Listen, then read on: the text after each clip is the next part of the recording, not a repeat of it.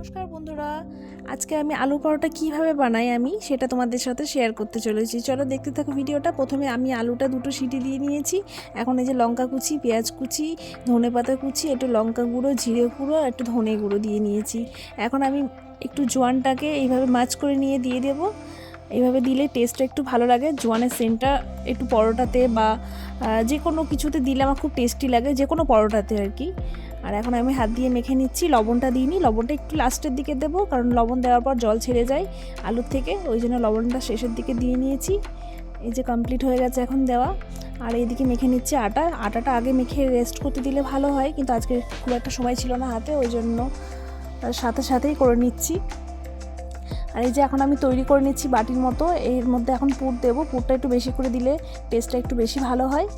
আর পুরটা এই যে দেওয়ার পর না এইভাবে লক করে নিলে পুরটা বেরিয়ে আসে না বেলার সময়। আর বেলার সময় একদম ধীরে ধীরে বেলতে হবে।